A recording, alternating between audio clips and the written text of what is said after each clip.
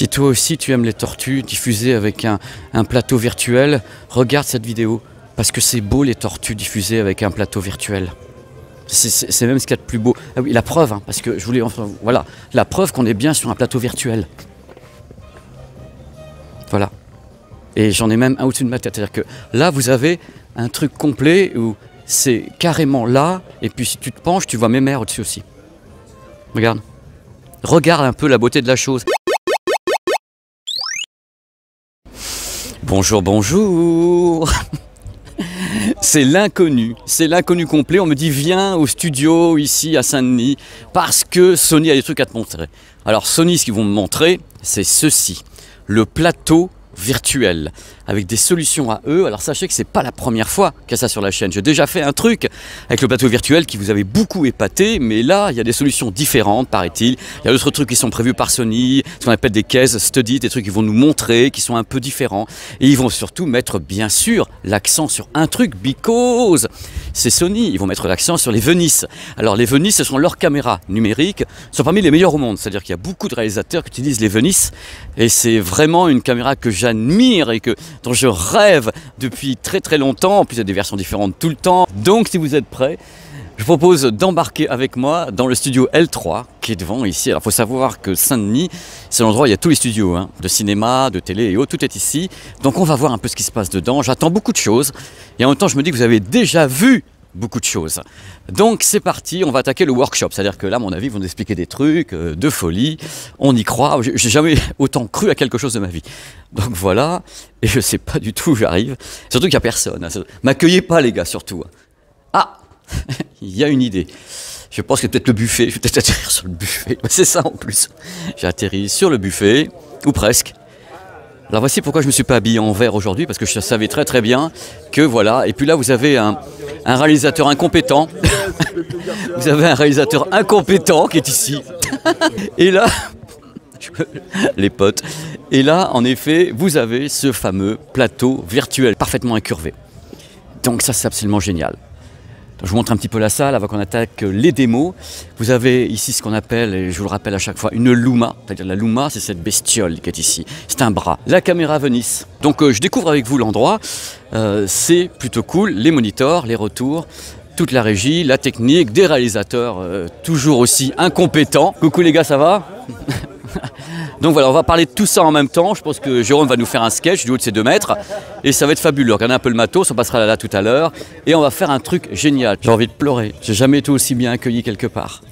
C'est du délire. Ils sont tellement gentils les petits loulous à la régie. Il faut savoir quand même, et je vous le dis dans cette vidéo en intro qui fait 3 heures, que Sony a été, je pense, parmi les premiers, en professionnel j'entends, hein, à balancer ce type d'écran. C'est-à-dire le Crystal LED, donc le micro LED, ça a vraiment été quelque chose de fou, quoi. De fou, de fou. Et ils ont ça depuis des années dans la profession, hein. C'est-à-dire que là on est sur quelque chose qui n'est pas nouveau. Il est nouveau peut-être en effet pour le grand public, mais Sony est dedans depuis très longtemps. Eux ils sont capables de filmer avec bien sûr les caméras et autres, ils sont capables de faire la post-production, donc étalonnage, tout ça de A à Z, et la diffusion. Ils ont donc la chaîne complète de l'image. De A à Z, c'est eux de A à Z. C'est magnifique. Alors comment ça va se passer? On va avoir quelques petites démos maintenant du plateau virtuel.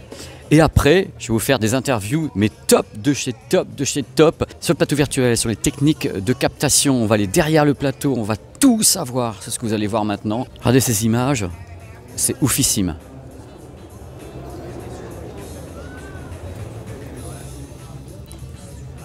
Voilà, ça va commencer dans quelques instants. Je peux vous garantir que cette vidéo va vous montrer des choses très impressionnantes si vous aimez le cinéma, la captation, les techniques de captation, si vous aimez tout ce que fait Sony dans le monde professionnel, les caméras, la Venice 2 qui est accrochée ici, qu'on voit vachement bien.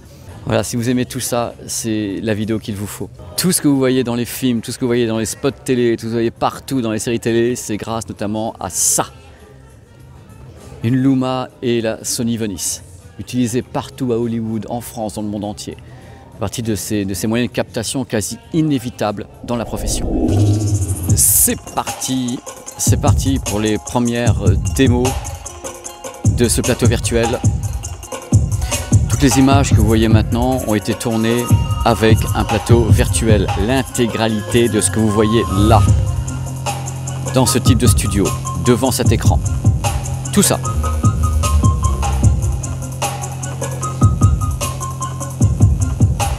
Donc en quelque sorte, tout ce que vous voyez, il n'y a rien qui est vrai. Tout a été fait au travers du plateau virtuel avec les écrans, ici présents, en intérieur. Donc maintenant, on va se retrouver vers une sorte d'explication de ce qu'on peut faire. Et là, il y a plusieurs extraits. C'est-à-dire que là, on va aller à New York maintenant.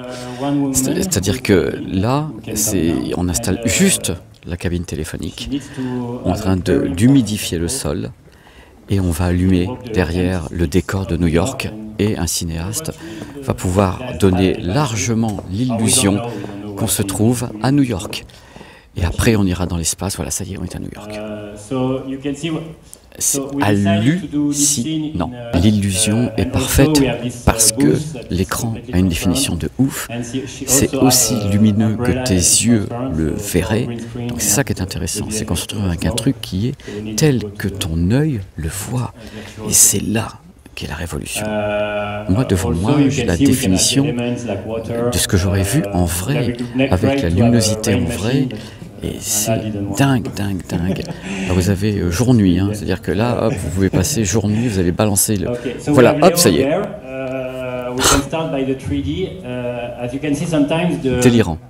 Donc l'idée, j'avais déjà expliqué dans la première vidéo, le plus compliqué, c'est de créer ce fond qui va être exposé. Voilà. C'est donc le travail des créateurs, des gens qui travaillent sur Unreal Engine. Donc regardez, hop, en temps réel, on fait, voilà, regardez, on change.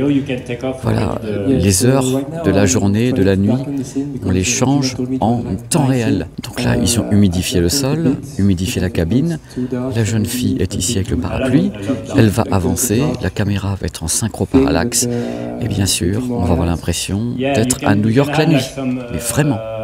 Vraiment. Et tout ça sans avoir bougé de ce studio. C'est-à-dire qu'on peut passer d'ici à la planète Mars et personne n'a bougé. On n'a pas bougé l'éclairage, on n'a pas bougé les installations techniques. Ça reste la même chose. Là, vous avez le travail des graphistes. C'est-à-dire que là, ils sont en train de travailler avec mon doigt, pardon. Ils sont en train de travailler la lumière et tout. Et quand vous allez regarder ici, vous allez avoir le résultat de leur travail. C'est-à-dire qu'ils peuvent allumer les bâtiments, ils peuvent créer l'allumage de la rue. Voilà, regardez, hop, la rue s'est allumée, mais la rue s'est allumée, c'est en 3D. C'est l'opérateur graphiste qui est en train d'allumer le passage, ici, piéton. Tout est fait en temps réel. Et regardez un petit peu, je vais revenir un peu sur l'écran. Voilà, il est en train de travailler en temps réel pour modifier les paramètres de ce qu'il y a sur l'écran. Regardez, regardez, regardez. Là, il crée la nuit. C'est ce que je peux pour vous montrer. Hein. Donc là, il crée la nuit. Oh là là là là là là. Voilà. Hop, regardez, regardez un peu, regardez. Puisque la caméra est ici, donc voilà, on a le mouvement derrière. Vous l'avez déjà vu ici. Mais à chaque fois, c'est tellement, tellement impressionnant.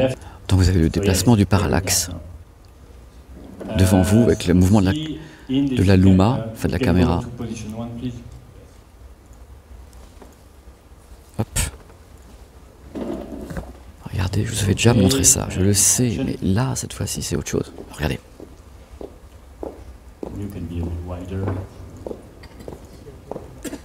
And now you can go closer and go around the camera as she enters.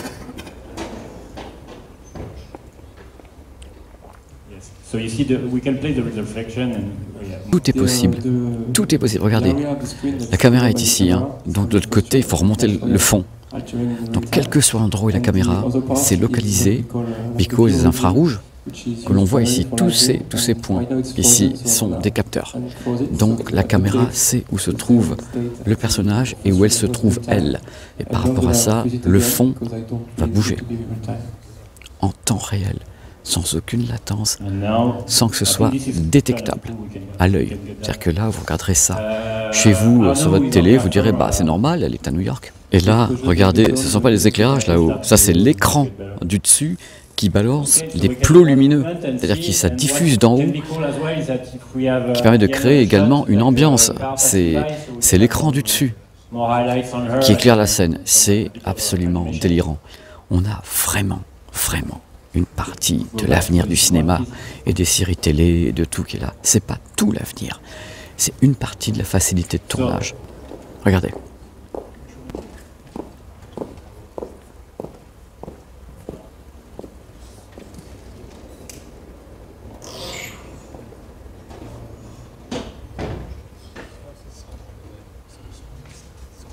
Et tu peux créer des ambiances ici aussi, ambiance au-dessus. Voilà, regardez. Par exemple, des phares de voiture qui passent. Voilà, regarde, hop. Et tu crées les ambiances à partir de ça. Une voiture qui passe, un truc comme ça. C'est juste du bluff. C'est du bluff total. On prépare une séquence. Voilà. Même chose, regardez le fond.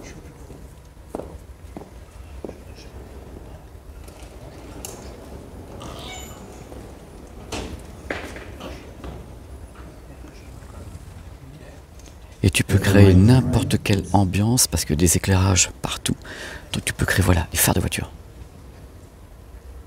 Une autre voiture qui passe. Hop.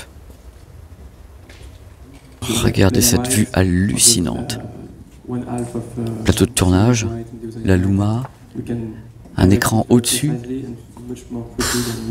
et qui peut servir justement à éclairer parce que là, ça y est, l'écran a bifurqué, il sert à éclairer en bas, il diffuse. Tout est possible, tout est modulaire, tout est possible. Il n'y a pas de limite, l'imagination c'est la limite. La seule limite c'est votre imagination pour faire ça. Et vous pouvez prendre une caméra portée, on va montrer ça tout à l'heure, c'est-à-dire que là, il y a la caméra grue, quoi. Mais une caméra portée qui aurait les capteurs également de position, n'importe qui l'a dans la main, et ici, il peut bouger à l'intérieur du plateau. Voilà. N'importe quel mouvement est un mouvement retranscrit sur l'écran.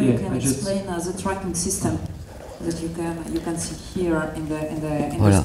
Encore une fois, je me répète, je vous l'avais déjà montré, mais là, ce sont des démos encore plus impressionnantes. Parce que là, on est sur la technologie pure.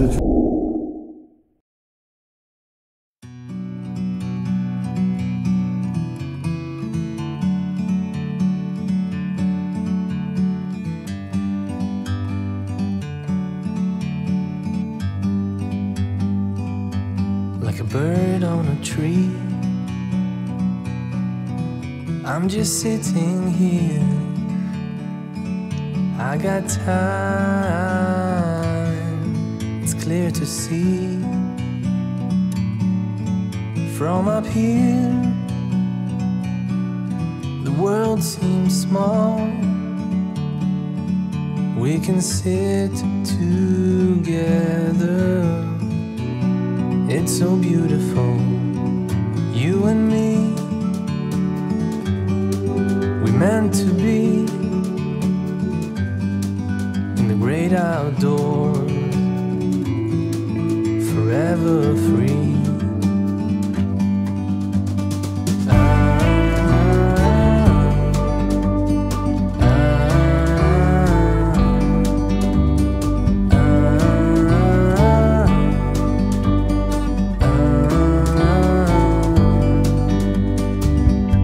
Sometimes you need to go and take a step back.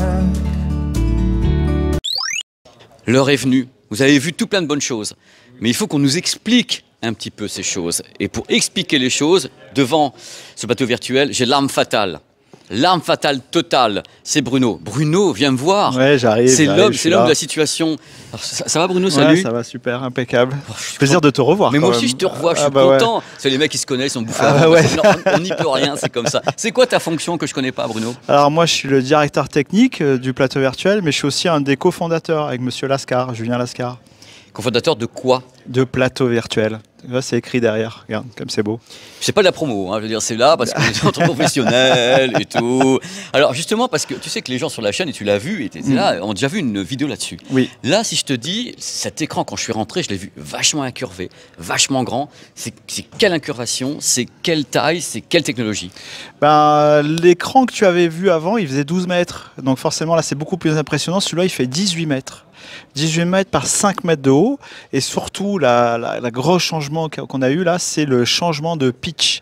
Avant, on avait un pitch, c'est-à-dire l'écart entre les LED, il était de 2,5 mm. Et maintenant, il est de 1,54 mm. Tu peux expliquer aux gens ce que ça veut dire? On peut se rapprocher avec Valentin. On peut se rapprocher. Ça signifie que on voit moins l'interstice. Très très très proche pour commencer à voir qu'il y a des petits pixels. Voilà, il faut être vraiment très proche. Donc le pitch est plus fin. Voilà. C'est l'écart entre les LED qu'on appelle le pitch. Alors justement Bruno, là on est sur quelle technologie exactement? Alors c'est un écran Sony, donc on s'est mis, on est très amis avec Sony, ils sont venus nous montrer un écran incroyable il y a quelques temps et on est tombé complètement amoureux de cet écran parce que la qualité est juste incroyable.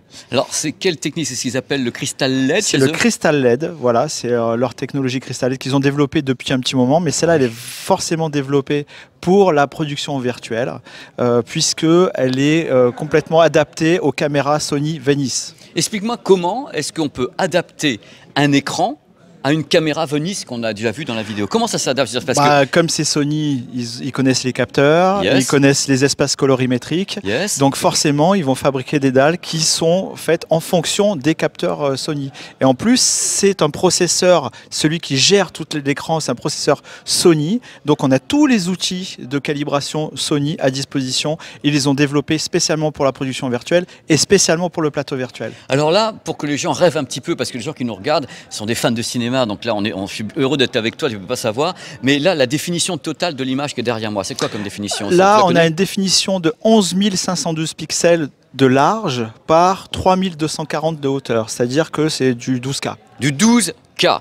Alors justement, quand on alimente cet écran en 12K, les sources sont pas 12K, comment ça se passe techniquement? Tu les multiplies, les pixels, tu fais quoi? Alors en fait, l'écran, il est divisé en 6 parties, ce sont 6 écrans bien séparés, 6 ordinateurs qui traitent l'écran, qui sont synchronisés. Donc chaque ordinateur diffuse un 4K ou presque un 4K, parce qu'il n'est pas exactement diffusé, séparé dans des proportions exactes, mais le tout composé va nous donner cette image en 12K.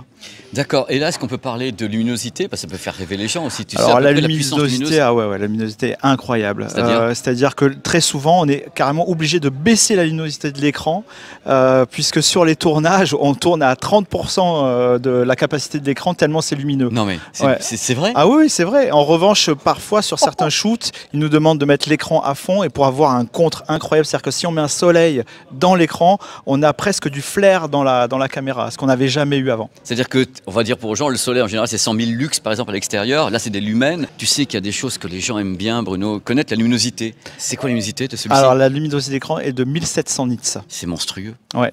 C'est un des plus puissants sur le marché. Alors quand tu m'as dit tout à l'heure, ça m'a fait tilt quand même, j'ai comparé cet écran avec d'autres écrans. Moi il y a un truc, ça fait longtemps que je vois sur les salons les Crystal LED, c'est pas quelque chose qui est nouveau. Est-ce que tu sais ce que eux ont pu améliorer pour que ça soit à ce point où toi tu es tombé par terre? Est-ce que tu sais ce qu'ils ont fait dessus? C'est la luminosité, c'est le pitch, c'est quoi? C'est le pitch, la manière de gérer la colorimétrie. En fait, nous, ce qui nous permet aussi d'avoir des noirs très profonds, c'est que la dalle a été traitée pour que elle absorbe la lumière ambiante. Donc on a un black presque parfait, tu vois, dans les noirs. Le noir est noir, il n'y a pas de bruit. Ce qu'il y a souvent sur les écrans, c'est que quand on passe au noir, ça fourmille. Là, le noir est noir. Les LED sont éteints. C'est une peinture noire, quoi. Voilà, exactement. Noire, et c'est totalement mat. Alors que c'est allumé. C'est-à-dire que enfin, c'est allumé. Non, puisque c'est du micro-LED quelque part, le cristal. Mais voilà. Est-ce que tu as d'autres trucs à me dire pour faire rêver un petit peu les gens? Tu m'avais pas dit pourquoi il était incurvé comme ça? Alors il est incurvé. Alors nous, on a pris l'habitude d'incurver les écrans pour justement avoir un peu la même forme que l'optique. Dès le départ, en fait, on a incurvé les écrans. Les premiers Virtual Studio ont été faits avec des écrans qui étaient en angle. Et c'était une bêtise puisque suivant l'angle de vision, on avait plus ou moins de rouge, plus ou moins de vert ou du bleu. Et c'est pour ça que nous, on a tout de suite incurver l'écran. Et cet écran-là, en plus, a un angle de vision de presque 170 degrés. C'est-à-dire que si on met la caméra très proche de l'écran, on n'a aucune aberration chromatique. On n'a aucune déformation de géométrie. Et d'ailleurs, c'est parce qu'on a commencé à utiliser des caméras Venice qu'on a été tout de suite très curieux sur l'écran pour savoir comment ils avaient construit un écran qui était en capacité de s'accorder avec les caméras Venice. Et dès qu'on l'a vu, on a mis une caméra Venice devant et on a compris tout de suite que c'était le bon choix. Enfin, quand même que les gens sachent que ici, c'est pas qu'on est dans un écosystème Sony, mais quelque part, c'est-à-dire que là, c'est une démo Sony de toute leur technologie de production destinée à la publicité, au cinéma. Donc demain, vous tournez un film, vous commencez à tourner quelque chose. Exactement, pour l'Agence spatiale européenne. Encore, c'est la première vidéo avec Jérôme, un mec talentueux, quand même, extraordinaire. Ah ouais. Et donc, ça sera, toi, tu seras à quelle position? C'est-à-dire que toi, tu es avec la régie qu'on va voir tout à l'heure, tu seras à quel endroit? Voilà, moi je serai à la régie, derrière. De toute façon, moi je gère aussi les équipes techniques, je les accompagne, je vérifie que tout soit bien affiché à l'écran. On est en charge aussi du tracking. Voir si le tracking. Alors le tracking, ce sont des petites caméras bleues qui sont en haut. Le tracking qui est là-haut, ce sont des caméras infrarouges. Et on va mettre sur la caméra qui tourne un tracker qui va émettre des lumières infrarouges et qui va nous donner la position de la caméra dans l'espace. Ce qui permettra ce mouvement comme si ça bougeait vraiment. C'est-à-dire que ce qui va être affiché dans l'écran va s'adapter en perspective par rapport à la position de la caméra et ce qui va nous donner l'impression qu'on est toujours dans un vrai décor. On a déjà utilisé cet écran pour des scènes de films, du dernier film de Rebecca Zlotowski, Les Enfants des Autres. Les Enfants des Autres, donc ils ont utilisé cet écran pour des publicités également. Pour des publicités, on a fait toute la campagne, dernière campagne Cartier, on a fait la dernière campagne de Louis Vuitton. Jérôme m'a dit que les Français font quand même partie des gens qui utilisent pas mal ce système, c'est ça? On utilise pas mal ce système. Il y a d'autres studios ailleurs, mais là aujourd'hui on est quand même bien placé. D'ailleurs c'est pour ça que Sony a cru en nous, parce qu'on représente quand même ceux qui avancent le plus vite dans cette technologie en France. Est-ce que toi, dans ton expérience justement de technicien, de professionnel, est-ce que tu as eu des réalisateurs qui disent ok, c'est bien joli, moi je peux pas, j'arrive pas, c'est très compliqué d'arriver à manipuler cet outil, c'est un outil quelque part. Oui, exactement. Est-ce que tu as eu quelquefois des réticences de la part de l'industrie des cinéastes? Il y en a eu plein, surtout dans le cinéma en réalité. Hein. Parce qu'on est dans un pays qui est un pays de cinéma d'auteur, donc très peu habitué à faire des effets spéciaux. Et en fait, ça va faire comme la plupart des effets spéciaux qui ont été maintenant utilisé dans le cinéma, ça reste entre guillemets un effet spécial, c'est-à-dire que c'est la publicité qui va d'abord s'abroger le droit d'utiliser cette techno et ensuite le cinéma va suivre. Mais il y a un truc que les gens ne voient pas et j'avais vu la première fois aussi, c'est qu'il y a un écran en haut. Voilà, Valentin nous le montre. Alors, il est là pourquoi celui-là? Alors cet écran-là, il va nous servir à faire ce qu'on appelle de l'intégration. C'est-à-dire que la lumière qui est diffusée dans l'écran, là, pour l'instant, c'est une lumière qui vient de l'arrière. Et là, on va diffuser la plupart du temps. Alors là, on a une autre image, mais la plupart du temps, on a la continuité de ce qui est diffusé là, dans l'écran du haut. Et ça va nous mettre dans un environnement complètement immersif. C'est-à-dire que si on a des lumières dynamiques, s'il y a des flashs sur l'écran derrière, et qu'on a de nouveau des flashs là-haut et que tout est synchro, donc on va avoir l'impression d'être dans le même environnement. Ce qui est important aussi, et ça vous l'aviez d'ailleurs vu lors de la dernière vidéo que tu avais faite chez nous, c'était qu'il y avait un décor construit qui était incroyable et c'est ce qui donne encore plus à l'acteur l'impression d'être au milieu d'un vrai décor, quoi. C'est ça. C'est fabuleux. Moi, je crois beaucoup en cette techno, c'est pour ça que je voulais revenir ici. Ah bah ouais, tu reviens avec plaisir. Parce que franchement, je pense que... Attends, c'est pas l'avenir de tout le cinéma. Faut pas que les gens qui me regardent pensent qu'on pense que c'est l'avenir de tout le cinéma. Non. Mais pour une production qui serait peut-être plus facilitée, pour un travail où les gens seraient des acteurs, ils peuvent rentrer chez eux le soir sans avoir à être n'importe où. Oui. C'est plus simple d'avoir pour les équipes des choses en place avec cet effet. Alors moi j'ai aussi pas mal de critiques disant que l'effet quelquefois pour les gens qu'on a avertis, quand tu regardes ça se voit. Est-ce qu'on pouvait régler ça ou pas? En fait nous depuis le début tout ce qu'on essaye de faire c'est que les gens ne voient pas. L'idée c'est que ça soit complètement invisible. Il y a une projection qu'on a faite la dernière fois justement sur le film de Rebecca Zlotowski et à la fin du film on est venu me voir et on m'a demandé ce qu'on avait fait dans le film. Et du coup, je me suis dit, c'est super, personne n'a vu ce qui s'était passé. Personne n'a vu que la plupart des scènes de voitures avaient été tournées chez nous. Alors, histoire de faire peur un petit peu aux gens qui nous regardent, est-ce que toi, tu conçois, en tant que professionnel, qu'un film puisse, par exemple, un film, j'entends 1h30 ou 1h40, puisse être intégralement conçu là-dessus, sachant qu'en plus, au niveau graphique, c'est compliqué parce qu'il faut créer tout ce qu'on met là. Oui. C'est là le problème, c'est le temps de préparation de tout ça. Est-ce que toi, tu penses que c'est faisable ou est-ce que les réalisateurs ne veulent pas le faire? Moi, je pense que cette technologie, c'est un outil incroyable, qu'il ne remplacera jamais le réel, mais en revanche, il peut donner des nouveaux moyens d'écriture, c'est-à-dire qu'on peut vraiment se projeter et se dire que ça devient notre décor, il peut être changeant, on peut faire 5 ou 6 décors par jour, ça nous est déjà arrivé, donc ça veut dire que pour une production qui n'a pas beaucoup de moyens, qui ne peut pas emmener toute une équipe à l'autre bout de la planète, elle peut se permettre de faire des choses ici, même confidentielles, même des petits lieux, des petites pièces ou alors des grands espaces, tout est possible. Ça, voilà, tu résumes ce que je pense. Moi, je continue à être admiratif. C'est-à-dire que moi, je l'ai découvert en vrai avec justement la vidéo et je continue à intéresser au truc. Et je vois, parce que j'ai mes potes de Netflix qui me disent que ça commence à tourner vachement, Netflix commence à utiliser vachement. J'ai mes potes de Disney qui me disent voilà, on utilise de plus en plus. Mais encore une fois, ils me disent c'est sur certaines portions de quelque chose. C'est pas encore général. C'est-à-dire en effet, un truc qui demanderait des courses de bagnole partout, on essaye de le faire sur un écran virtuel, des trucs comme ça. Donc je pense que pour le moment, un puzzle de choses, mais on peut pas l'ignorer. Ouais, on peut pas l'ignorer, ouais. Ça reste des petites scènes qui peuvent être intégrées dans pas mal de films, donc ça veut dire qu'il y a déjà une évolution de ce point de vue-là. Comme je le dis, ça remplacera jamais le réel, ça c'est sûr, mais ça peut quand même apporter des solutions très pratiques et même éco-responsables. Il se marre tout le temps, je veux pas bosser avec des mecs comme ça. Regarde, on va faire incurvé façon moonwalk. Ouais, un moonwalk, ouais. En moonwalk, on voit un petit peu comment ça tourne, mais moi ce qui m'intéresse c'est d'aller voir derrière. Attention à la tête. Alors d'abord, ça c'est quoi? C'est l'alimentation? Bon, ça c'est toutes les armoires électriques, voilà, toute la distribution électrique des murs. Mais non. Ben oui. Et ici, c'est tout le câblage des murs. Ouais. Valentin peut me montrer un petit peu en hauteur. C'est un mur. C'est Game of Thrones. C'est un château. Voilà, donc là, tu as le mur avec tout son câblage, donc, qui est divisé en plusieurs parties, comme je vous l'avais expliqué. Donc chaque dalle a son alimentation et ici, ça c'est le signal, hein, carrément, directement. C'est toute la distribution qui vient du processeur. Là, ici, tu as les processeurs Sony, voilà, qui viennent récupérer le signal des serveurs qui sont là. Donc chaque serveur envoie une part de l'image dans les processeurs et après les processeurs refont la distribution sur tous les petits écrans. C'est une découpe et une recomposition. Exactement. On découpe, on recompose. Et tout ça est synchronisé. Ici, tu vois, là on a du timecode. On a des petits boîtiers ici à l'intérieur qui font ce qu'on appelle le Genlock.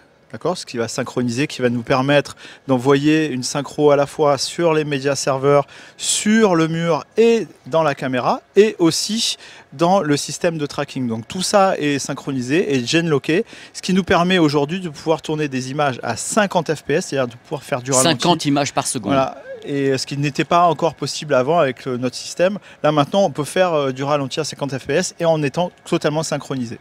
Mais l'assemblage est ouf, quoi. On a mis 15 jours pour monter tout ça. 15 jours pour le monter? Ouais, 15 jours pour monter tout ça. Il y a 450 cabinets. Il faut savoir que chaque cabinet, c'est presque 12 ou 13 pièces détachées. Et on a monté ça en 15 jours. Et devant les petits écrans, il y a ce qu'on appelle des modules. Il y en a 8 par cabinet. Donc en tout, on a dû installer 3200 modules. Là, quand tu vois, on voit le degré, on voit que c'est incurvé. Tu peux l'incurver à volonté ou est-ce qu'il y a, il y a une limite quand même. Il y a une limite qui est pas une limite forcément physique parce qu'on pourrait l'incurver, on pourrait presque le mettre à 90 degrés. Mais il y a un phénomène que nous on a déjà testé, c'est-à-dire que si on va au-delà de 5 degrés d'angle entre chaque module, les LED s'auto-éclairent. Donc du coup, on va deviner l'endroit où c'est coupé. Exactement. Donc là, nous, on a une angulation de 2,7 degrés entre chaque écran. Et tu vois, c'est reproduit là sur les 30 colonnes. Hein, en tout, tu as une trentaine de colonnes. Ce qui nous donne cette distance totale de 18,13 mètres. Voilà. Ça a été fait, ça c'est du sur-mesure. Nous, on voulait absolument que l'écran soit suspendu, comme tu peux le voir là-haut. Pourquoi? Parce que l'écran ne doit pas être posé au sol. Tu vois, on a mis des petites mousses là, Ouais, justement, je les pour vois. pas qu'ils soient posés au sol. Je les vois. Et on a fait fabriquer un plancher donc, qui est devant l'écran, qui est un peu plus haut que l'écran. Comme ça, on voit jamais la délimitation. On sait pas où c'est. Voilà, On sait pas où exactement. c'est. On n'a jamais de bande noire en bas de l'écran. Et le décor qu'on va mettre devant va venir se lier à l'écran. Merci Bruno, mais tu as été une mine d'or. Merci beaucoup. Ben, écoute, moi, c'est toujours un plaisir de te recevoir. Ben, je reviendrai te voir sur des tournages, Ah bah, plein de viens trucs. quand tu veux. Dès qu'on a un gros tournage, on t'en parlera. Ben ouais, avec des acteurs formidables Ouais, et tout, que les gens rêvent un peu. Place au rêve, c'est du cinéma, on est Ouais, là pour exactement. l'illusion. Regarde l'illusion. Regarde. Ciao les gens. Salut. Ciao. Bonjour. Bonjour, Tu t'appelles comment? François. Et François, quel est ton rôle ici sur ce plateau virtuel? Je fais l'opérateur pour Unreal avec le système de tracking. Alors ça, c'est des récepteurs, des émetteurs, c'est quoi exactement? Alors c'est des émetteurs infrarouges Yes. avec des LED infrarouges qui sont placés, il y en a 8 ici là. Et donc ça permet d'émettre en fait une séquence infrarouge qui sont reprises par les caméras qu'on a autour. Tu en as combien de caméras? Là il y en a 26 en tout. Donc ça nous permet d'être un petit peu partout sur le plateau et de pouvoir traquer la caméra dans l'espace, nous après dans Unreal, donc dans le système de rendu 3D.